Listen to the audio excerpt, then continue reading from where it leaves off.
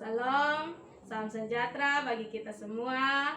Perkenalkan, kami mahasiswa dari Kampus Institut Agama Kristen Negeri Kupang, Prodi Bimbingan dan Konseling Kristen, kelas A, semester 2. Dalam diskusi kali ini, kami akan menjelaskan tentang etika Kristen dalam dunia pendidikan. Saya atas nama Yulian Sujarakeni dan teman saya, Yulian Anggraini Miranti Besi. Dalam kesempatan ini kami akan memulai diskusi dan ada 15 pertanyaan yang akan kami sampaikan. Yang pertama saya akan bertanya kepada saudara Yulen. Oke, baik. Menurut saudara Yulen, kita sebagai seorang mahasiswa, motivasi seperti apa agar kita mengikuti proses pendidikan di bangku perkuliahan dengan baik?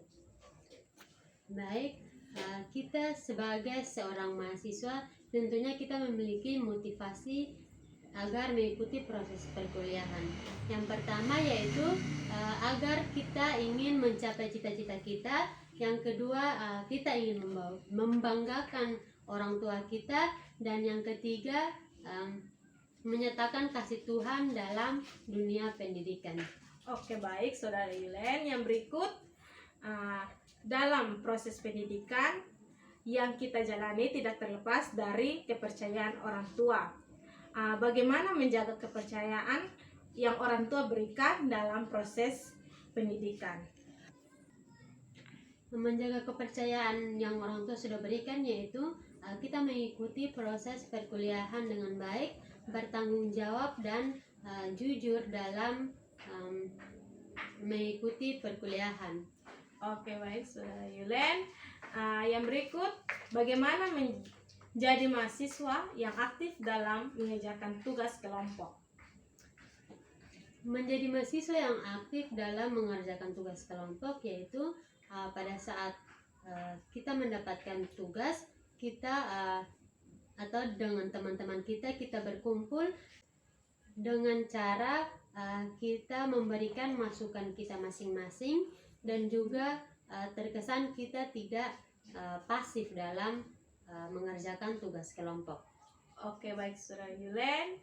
Yang berikut saya akan bertanya, menjadi seorang mahasiswa yang disiplin ini dalam perkuliahan. Baik, bagaimana cara menjadi seorang mahasiswa yang disiplin dalam perkuliahan? Yaitu ketika kita mendapatkan tugas, kita mengerjakannya dengan baik atau tepat waktu, dan juga ketika dosen sudah menentukan jam perkuliahan, maka kita juga hadir tepat waktu. Oke, terima kasih atas jawaban. Yang berikut, ini bagaimana memanajemen waktu dengan baik agar proses perkuliahan tidak terhambat.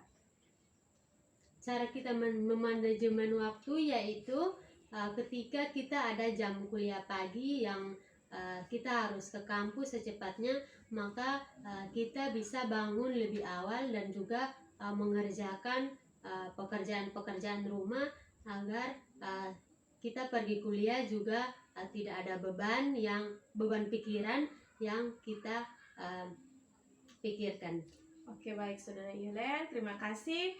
Yang berikut, bagaimana memanfaatkan uang yang diberikan oleh orang tua dengan baik untuk kebutuhan perkuliahan.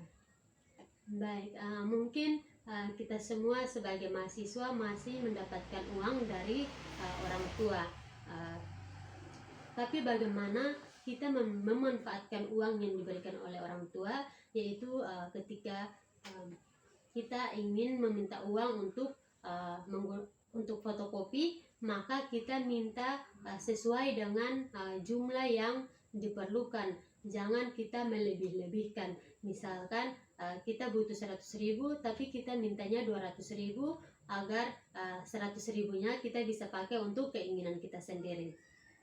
Terima kasih Kak Yulen. Yang berikut, jika ini Kak Yulen menjadi seorang guru, apa yang ini Kak Yulen ingin lakukan ini menjadi seorang guru yang baik dalam berkomunikasi dengan siswa?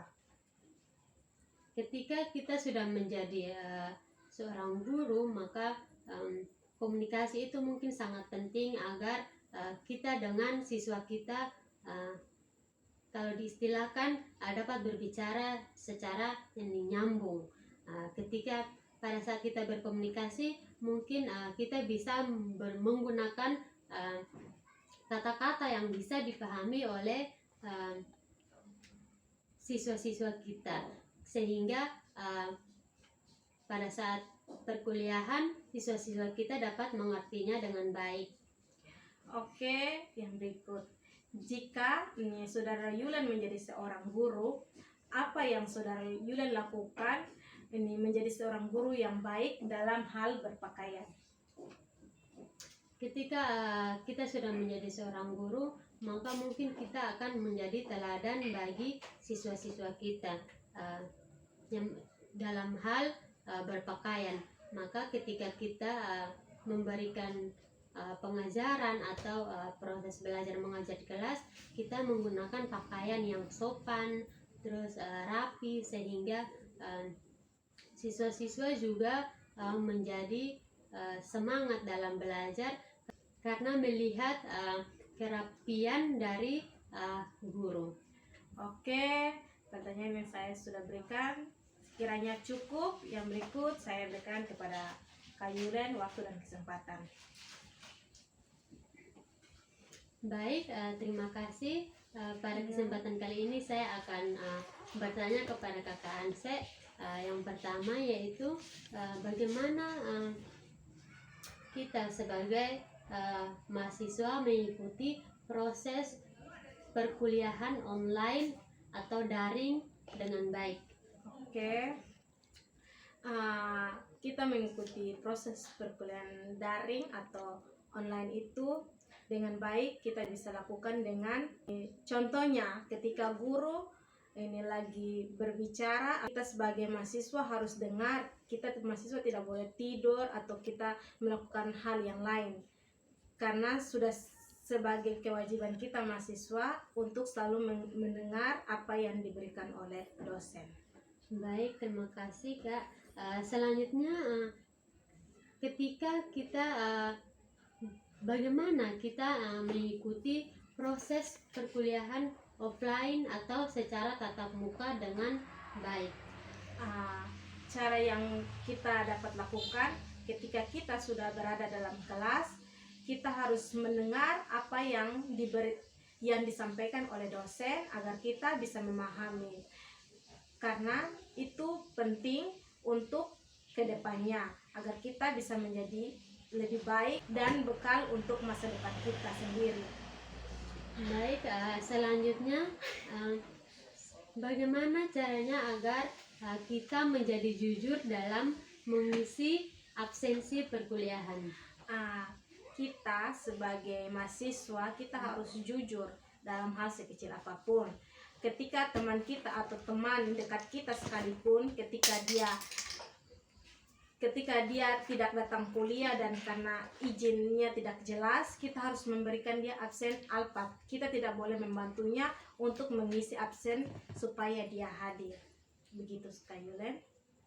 Yang berikut, dukungan-dukungan seperti apa yang harus diberikan oleh orang tua atau wali kepada anak sehingga tidak mengganggu proses perkuliahan? Baik, Kak Yulen, dukungan seperti apa yang harus diberikan oleh orang tua atau wali? Dukungan yang diberikan adalah orang tua harus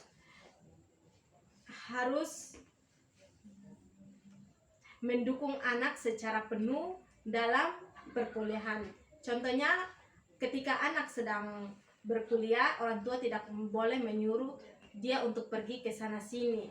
Atau ketika anak sudah waktu untuk ke kuliah, orang tua tidak boleh menyuruhnya, seperti suruh ke masak, basapu, cuci piring, karena itu yang sering terjadi di era sekarang ini.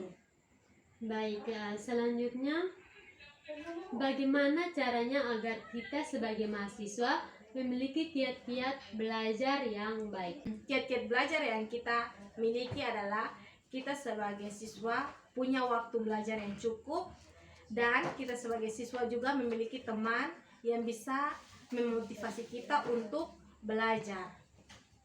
Oke, baik. kita akan masuk pada pertanyaan yang terakhir dan pertanyaan penutup diskusi kita, yaitu bagaimana sebagai seorang mahasiswa yang bijak dalam menggunakan media sosial untuk kepentingan proses belajar.